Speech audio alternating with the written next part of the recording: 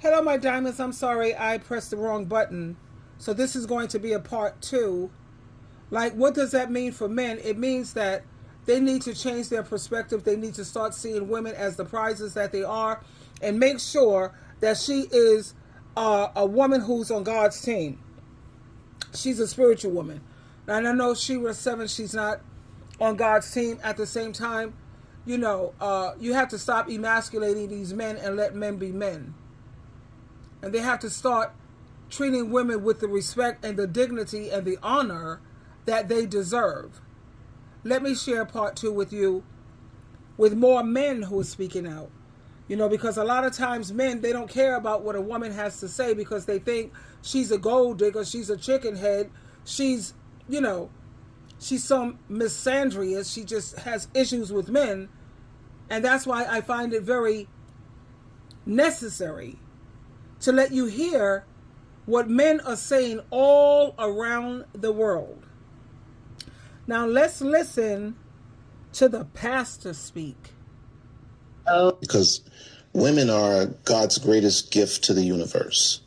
That's, I hear some guys say, well, we're the prize, the man is the prize. No such thing.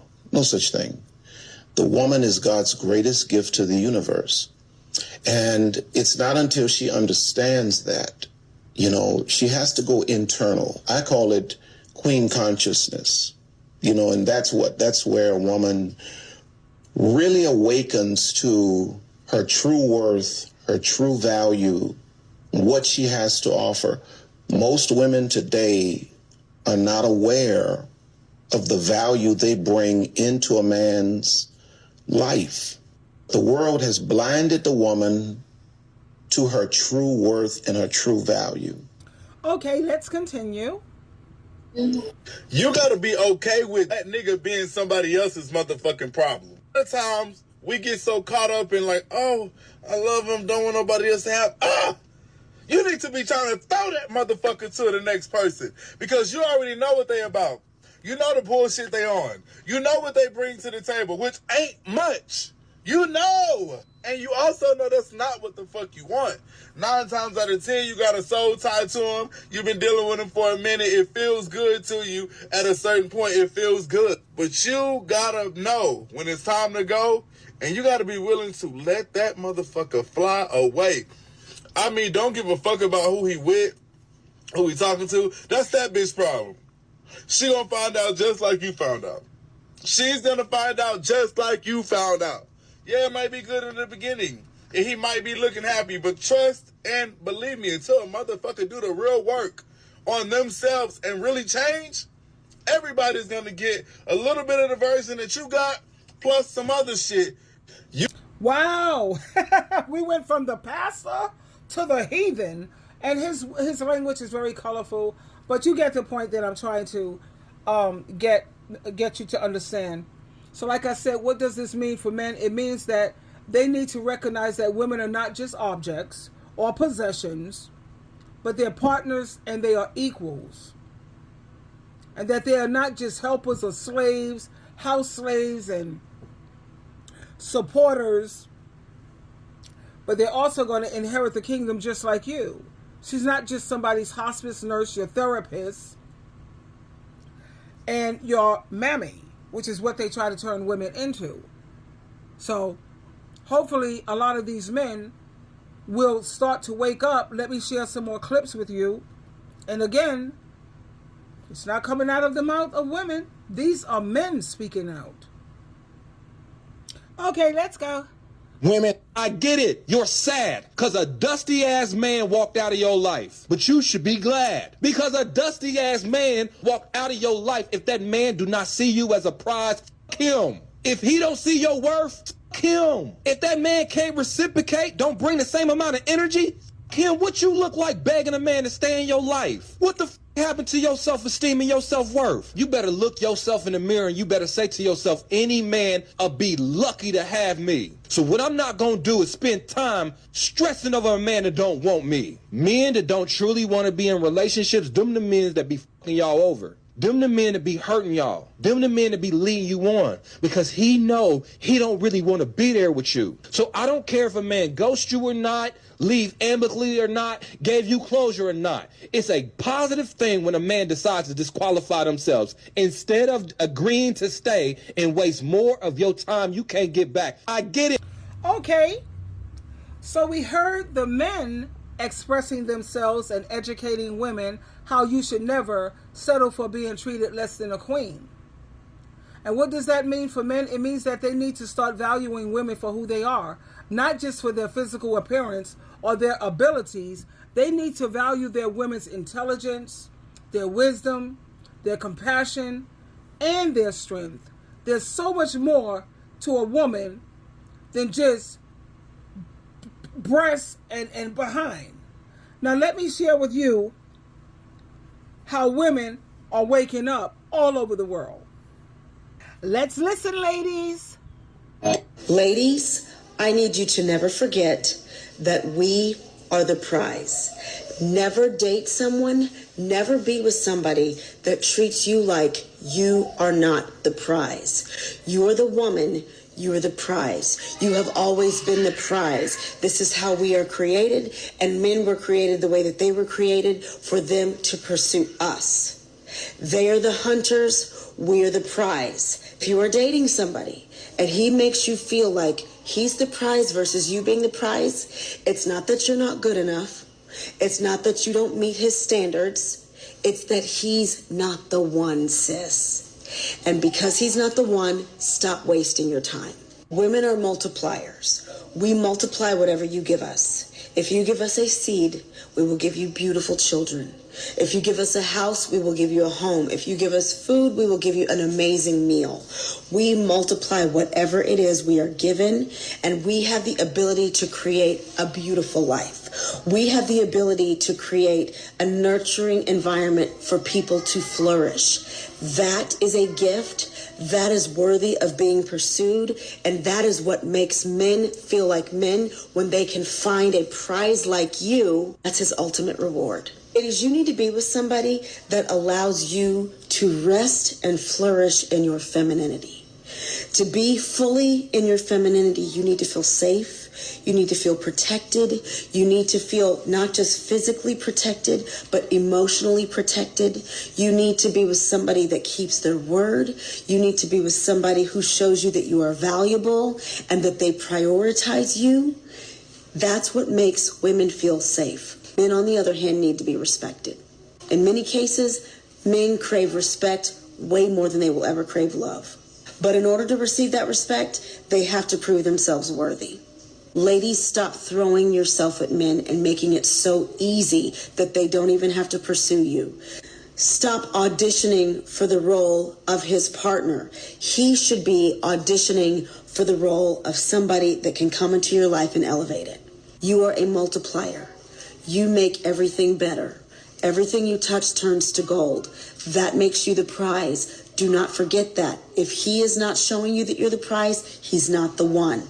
And you should create a life that you love so much. You are so in love with the life that you live that you are in no hurry to find somebody to rescue you out of your situation. The only way they will be able to come into your world and be truly part of your life is when they prove themselves worthy. Continue to elevate yourself. Continue to work on yourself. Continue to make yourself even more of a prize so that the right man will pursue you the right way. A lot of men who are the prize aren't with the type of woman that they even like. I will repeat that. A lot of men who are the trophy husband or considered the prize are not with the type of woman that they even want to be with. Okay, they're not with their type. They're just with someone who will pay and who will spoil them and who will take care of them until they decide to go find someone else that they really like. Okay, a lot of these women won't realize that until a couple of years when he done got his savings up, when he done got his looks together, when he done found his type, when he started stashing some of her money.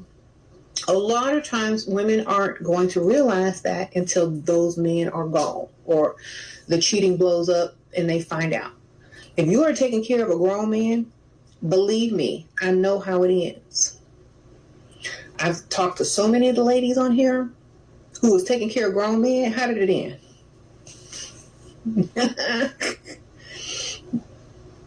Did he leave with somebody else? All right. Why do you care? Why do you care what a man says to you, what a man says he wants, what a man says he thinks, what a man says he feels? I really don't care. It is not about the man. No, ladies, you are the prize. You are the main character. He is just a supporting actor in the film. That's it. It's your movie. You're living out your movie. You are the main character. This is how you need to be. The more you are like this, I promise you, the more you just have men falling at your feet. I don't make up the rules here. It just happens. I don't even know. I can't get rid of people. I really can't. I really don't care about anyone, and they're here, like, stuck to my feet. Like, I literally am, like, trying to get rid of guys. I'm like, please leave me alone. I'm detached. I'm all about decentering men. They don't care. They don't care. Why do Okay. Ladies, let me get up on the camera. I want to be real with y'all real quick. This your cousin on your daddy's side. Listen to me real quick. If he say he don't want a relationship, if he say he don't want to get married, if he says he does not want kids, please believe him. Please believe him. That will probably be the most important thing he ever says to you. I don't care if he says it jokingly, seriously, in a text, in an email, send you the message through fucking carrier pigeon. Believe him. He feels like this is his way of warning you. Anything that happens after this statement of letting you know where I stand is on you. If he even say it one time nonchalant, y'all chilling in the car, yeah, I don't even want kids. You write that shit down and put the date next to it. Never fucking forget it. Get on birth control or make him wrap it up every time, because from that point on, you should probably assume the worst. Just expect the worst. Assume that he won't be there physically or financially for this kid that he told you he does not want. Does it suck? Yes. Is it fair? No. But if you didn't want the kid, it being your body, your choice, you're doing whatever you got to do regardless of what the fuck he feels. Also, if a man says he doesn't want a relationship, fucking believe him. Oh, but he buys me stuff. He treats me so good. I met his mom. We have sex with no condom. I'm dumb as fuck. What did he say? What did he say?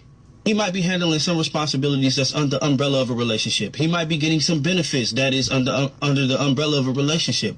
But what the fuck did he say? He still said he didn't want the title of a relationship. Believe him. All I hear is y'all keep saying, I was manipulated. He was a narcissist. Let me let you in on a little secret. A lot of these niggas ain't that smart.